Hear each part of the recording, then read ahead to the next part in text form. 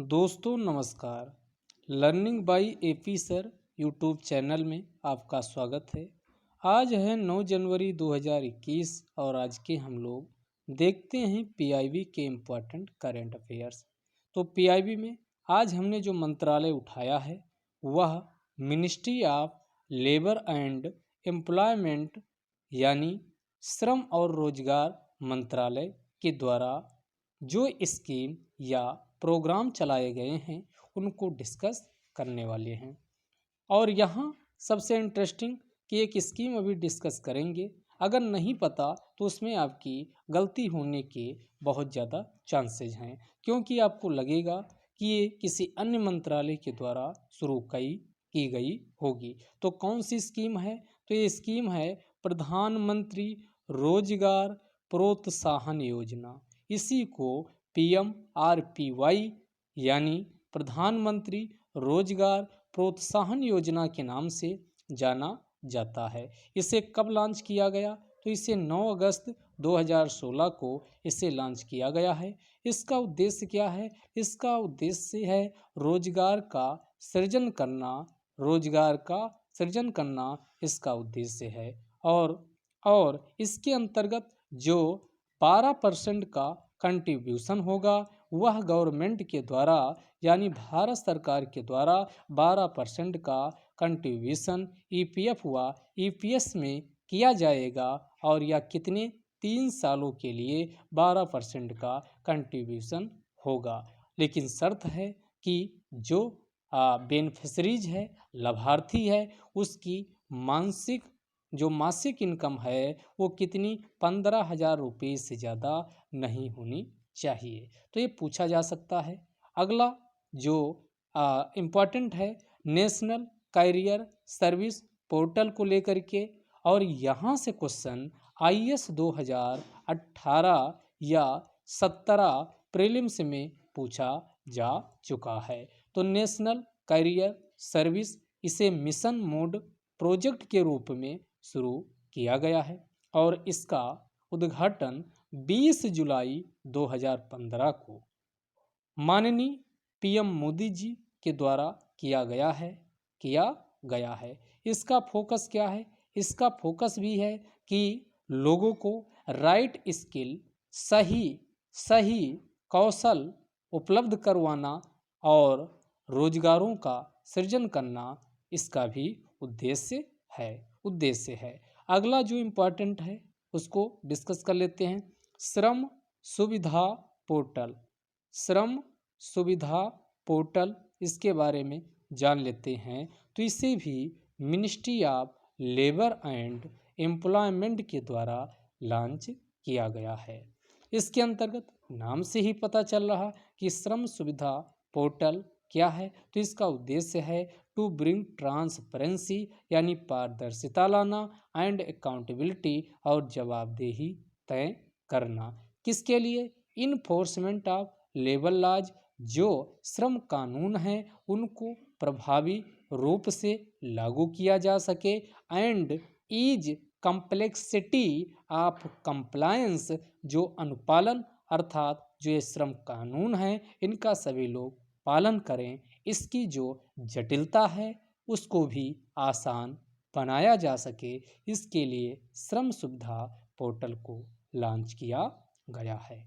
अगला labour identification number, इसी को LIN यानी लिन के नाम से जाना जाता है। जैसे आधार नंबर होता है वैसे जो वर्कर्स हैं, मजदूर हैं, काम करते हैं, उनकी एक पहचान के लिए क्या जारी किया जाता है? तो लेबर आइडेंटिफिकेशन नंबर अर्थात लिन। इसे कब शुरू किया गया? इसे 16/10/2014 को, जब एनडीए सरकार फर्स्ट टेन्यूर में शासन में आती है, तभी इसे 16/10/2014 यानी 16 अक्टूबर 2014 को इसे 16 अक्टूबर 2014 को शुरू किया गया है। इसका उद्देश्य क्या है? इसका उद्देश्य है to facilitate online inspection and compliance, यानी निरीक्षण ऑनलाइन माध्यम से किया जा सके और जो नियम कानून हैं उसका भी अनुपालन कराया जा सके। अगला ध्यान रखिएगा, लेबर ब्यूरो, इसी को एलबी के नाम से जाना जाता है। ये कहाँ स्थित है? ये दिल्ली में ना होकर के बल्कि चंडीगढ़ में स्थित है। तो ये क्वेश्चन पूछा जा सकता है। इस लेबर ब्यूरो के द्वारा कई क्या किए जाते हैं? इंडेक्स जारी किए जाते हैं, जिनमें इम्पॉर्टेंट कौन है? CPI-IW consumer produce index. इसी को क्या कहा जाता? इंडस्ट्रियल वर्कर्स के नाम से जाना जाता है। ये IW की फुल फॉर्म है इंडस्ट्रियल वर्कर। तो इसका बेस ईयर जो है इंडस्ट्रियल वर्कर वाले का 2001 था, लेकिन नया जो सितंबर 2020 के बाद लागू किया गया है वो बेस ईयर में परिवर्तन किया गया। तो ये हमारे लिए इम्पोर्टेंट बन जाता है। यानी CPI-IW का बेस ईयर अब 2016 होगा, जिसके आधार पर जो औद्योगिक श्रमिक हैं उनके जो CPI है उसका मूल्यांकन किया जाता है। अगला जो है CPI-RL rural labour and oblique लगा है AL का फुल फॉर्म है एग्रीकल्चरल लेबर, यानी कृषिगत जो श्रमिक होते हैं, कृषि में लगे होते हैं, उनकी यहाँ बात हो रही है। तो इसका जो बेस ईयर है कब है? 1986-87 बेस ईयर बनाया गया है। अब आगे जान लेते हैं EPFO। इसकी फुल फॉर्म क्या है? Employment provident fund organisation. ध्यान रखिएगा, EPFO का भी एक एग्जाम भी UPSC लेती है। तो ये वही यानी EPFO है। तो एम्प्लॉयमेंट प्रोविडेंट फंड ऑर्गेनाइजेशन ये क्यों इम्पॉर्टेंट है? क्योंकि इसको 2 पुरस्कार भी दिए गए हैं। एक जो पुरस्कार दिया गया इसी को डिजिटल टेक्नोलॉजी सभा अवार्ड के नाम से जाना जाता है, और जो दूसरा अवार्ड है उसी को गोल्ड अवार्ड फ्रॉम स्कोच के नाम से जाना जाता है। अब बात आती है कि EPFO के बारे में जान लें। ये कैसी बॉडी है? तो यह एक सांविधिक या स्टैट्यूटरी बॉडी है। इसका जो गठन किया गया employees provident fund and miscellaneous provision act 1952 के अंतर्गत किया गया है। इसीलिए यह एक प्रकार की सांविधिक या स्टैट्यूटरी बॉडी है। इसकी स्थापना यानी 1952 के संसद के एक अधिनियम से किया गया। तो इसकी स्थापना 1952 में होती है और इसका हेडक्वार्टर्स न्यू दिल्ली है। ये ध्यान रखिएगा। और आज का जो लास्ट करंट अफेयर्स है वो हमारे लिए इम्पोर्टेंट है, अटल बीमित व्यक्ति कल्याण योजना। तो आपको डाक यहाँ बीमित लग गया तो आपका डाक वाला यानी मिनिस्ट्री ऑफ कम्युनिकेशन दिया जा सकता है, या इस टाइप का अन्य मंत्रालय, तो वहाँ आपको कंफ्यूज कराया जा सकता है। लेकिन ध्यान रखिएगा, जो अटल बीमित व्यक्ति कल्याण योजना है यह भी ministry of labour and employment के द्वारा शुरू की गई है। Ministry of labour and employment के अंतर्गत एक बॉडी आती है, इसी को ESIC के नाम से जाना जाता है। इसी के द्वारा इसे लॉन्च किया गया है।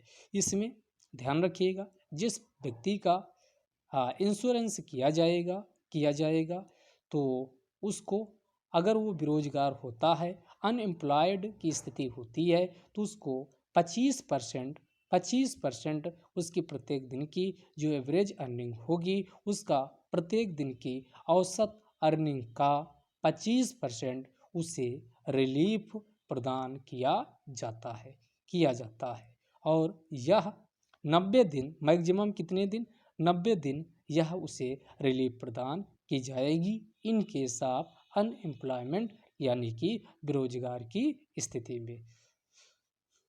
इसे शुरुआत में 1 जुलाई 2018 में एज ए पायलट प्रोजेक्ट के तौर पर इसे लागू किया गया है। लागू किया गया और शुरू में इसे 2 सालों के लिए यानी 2018 से 2020 के लिए लागू किया गया है। बाद में इसको और अब वर्तमान स्थिति क्या है, इसे 2021 तक के लिए यानी क्या कर दिया गया, इंक्रीज कर दिया गया है, इंक्रीज कर दिया गया है। तो इसमें क्या कंडीशन है, कंडीशन है कि आधार कार्ड और बैंक अकाउंट एक दूसरे से लिंक होने चाहिए, लिंक होने चाहिए। अब यहाँ एक और पीआईबी में बॉडी चर्चा में थी, इसी को इरेडा के नाम से जाना जाता और यहाँ से भी क्वेश्चन आपके आईएएस प्री में पूछा जा चुका है। आप पिछले साल के पेपर उठा के देखिए, खुद पता चल जाएगा कि यूपीएससी पूछ क्या रही है, वो आपसे चाह क्या रही है।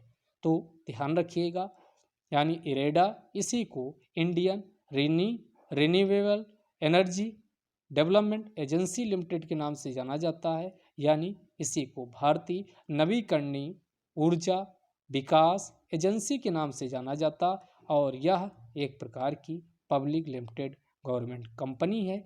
इसकी स्थापना 1987 में की गई थी। यहाँ रिन्यूएबल शब्द आया तो रिन्यूएबल का मतलब होता है कि ऐसे यानी संसाधन जो कभी समाप्त नहीं होंगे और आगे भी बने रहेंगे। एग्जाम्पल के लिए सौर ऊर्जा, सौर ऊर्जा के बाद आपकी पवन ऊर्जा, बायोमास एनर्जी, ये सब इसी के अंतर्गत रखा जाता है। तो जाहिर सी बात है कि यह ministry of new and renewable यानी ministry of new and renewable energy अर्थात नवीन और नवीकरणीय मंत्रालय के अंतर्गत ये आता है, ये ध्यान रखिएगा। और भारत ने, आपने ये भी जाना या जानते हैं कि 2022 तक 175 मेगावाट किससे, नवीकरणीय ऊर्जा स्रोतों से क्या विद्युत प्राप्त करने का टारगेट तय किया है, लक्ष्य रखा है, लक्ष्य रखा है। और इसके लिए बहुत सारी स्कीम चल रही हैं और इसके लिए एक सोलर इंटरनेशनल अलायंस का भी गठन किया गया है, जिसका हेडक्वार्टर्स कहाँ है, ये आपका गुरुग्राम हरियाणा में इसका हेडक्वार्टर्स है। तो ये ध्यान रखिएगा। इसे जो पेरिस क्लाइमेट हुई थी उसी के पश्चात इसे लॉन्च किया गया है, जिसमें संस्थापक के रूप में भारत और फ्रांस के जो राष्ट्रपति थे मैक्रोन के सहयोग से इसे शुरू किया गया था। अब अन्य देश भी इसमें शामिल हो रहे हैं। तो इसमें जो शुरू किया गया था, तो ध्यान रखिएगा, ये आपकी क्या है, 0 डिग्री विषुवत रेखा, ये आपका 23.5 नॉर्थ एंड 23.5 साउथ, यानी साउथ वाले को मकर रेखा बोलते हैं और ये ऊपर वाली कौन सी है, कर्क रेखा। इनके बीच में जो देश आते थे उनको solar alliance, solar international solar alliance का यानी मेंबर बनाने की बात कही गई थी। लेकिन वर्तमान समय में जो भी इच्छुक देश है वह इसका मेंबर बन सकता है। तो आज का डिस्कशन यहीं समाप्त करते हैं, कल फिर मिलेंगे। धन्यवाद।